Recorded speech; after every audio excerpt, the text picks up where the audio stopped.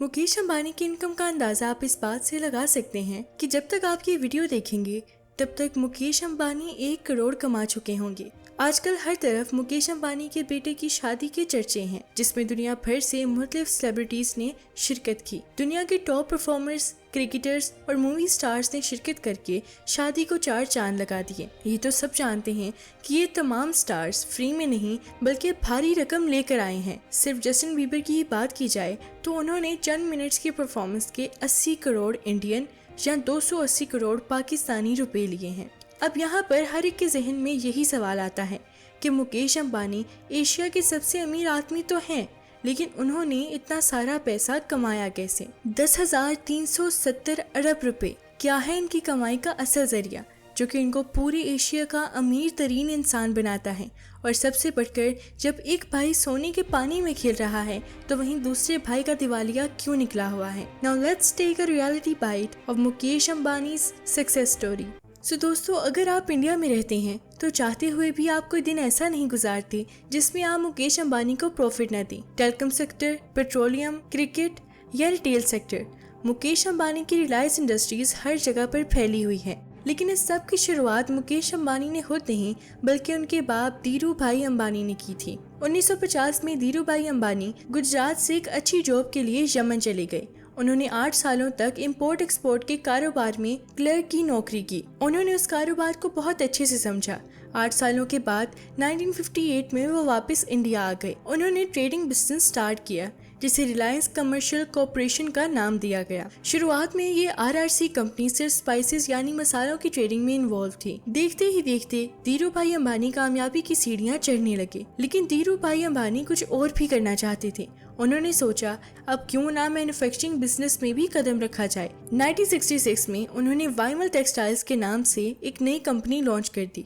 उस वक्त कॉटन पर इंडिया सरकार की तरफ से काफी सख्ती थी, जिसकी वजह से पूरी इंडियन टेक्सटाइल में बहराम मचा हुआ था। इसी दौरान धीरू भाई अंबानी ने कॉटन के बजाय सिंथेटिक टेक्सटाइल्स का काम शुरू कर दिया, यानी कि केमिकल प्रोसेस के जरिए कपड़े बनाए जाने लगे, जिससे न सिर्फ वो सरकार की पॉलिसी से बच गए बल्कि कपड़े सस्ते होने की वजह से मार्केट में ज्यादा फेमस भी होने लगे। धीरे धीरे रिलायंस 1987 में क्रिकेट वर्ल्ड कप का टाइटल स्पॉन्सर भी बन गया। रिलायंस ने 1996 में अपना पेट्रोकेमिकल बिजनेस भी शुरू कर दिया। जब धीरू भाई अंबानी बीमार हो गए तो उनके दोनों बेटे अनिल और मुकेश अंबानी बिजनेस में उनकी हेल्प करने लगे। और जब तक धीरू भाई अंबानी जिंदा रहे दोनों बेटे उनके अंडर मिलकर काम करते रहे। मगर 2002 में जब धीरू भाई अंबानी की मौत हो गई तो एक नया डिस्प्यूट सामने आ गया। अपनी मौत से पहले धीरू भाई अंबानी ने अपनी जायदाद की तकसीम के बारे में कुछ भी नहीं बताया था। तो अब उनके जाने के बाद रिलायंस इंडस्ट्री का कंट्रोल कौन संभालेगा? इसी सिलसिले में रिलायंस के बोर्ड ऑफ गवर्नर्स की मीटिंग कॉल की गई और उसमें फैसला हुआ कि ज्यादा कंट्रोल मुकेश अंबानी को दे दिया जाएगा।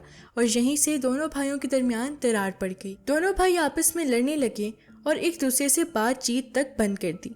लेकिन उनकी माँ ये सब देखकर बर्दाश्त न कर पाई और उन्होंने फैसला किया कि बिजनेस को दोनों भाइयों में आधा आधा तकसीम कर दिया जाएगा। इस तरह 2005 में रिलायंस इंडस्ट्रीज को 2 भाइयों में डिवाइड कर दिया गया। रिलायंस ऑयल, गैस, पेट्रोकेमिकल और मैन्युफैक्चरिंग मुकेश अंबानी के हिस्से में आया और रिलायंस कम्युनिकेशन, पावर और इंफ्रास्ट्रक्चर अनिल अंबानी के हिस्से में आ गए। मुकेश अंबानी ने अपने हिस्से के बिजनेस को मेहनत करके बढ़ाना शुरू कर दिया। उनके हिस्से में जो जामनगर वाली पेट्रोलियम रिफाइनरी आई थी, उन्होंने उसकी प्रोडक्शन को बढ़ाकर उसे दुनिया की सबसे बड़ी पेट्रोलियम रिफाइनरी बना दिया। इसके बाद मुकेश अंबानी ने रिटेल इंडस्ट्री में भी कदम रखा और पूरे इंडिया में स्मार्ट बाजार के नाम से एक डिस्काउंटेड स्टोर्स और सुपरमार्ट्स खोले गए, जहां कस्टमर्स को तमाम आइटम्स डिस्काउंटेड रेट पर एक ही जगह में मिल जाया करती थी। 2008 में जब क्रिकेट की सबसे बड़ी लीग इंडियन प्रीमियर लीग का आगाज हुआ तो मुकेश अंबानी इसमें भी कूद पड़े और IPL की सबसे महंगी टीम मुंबई इंडियंस को खरीद दिया।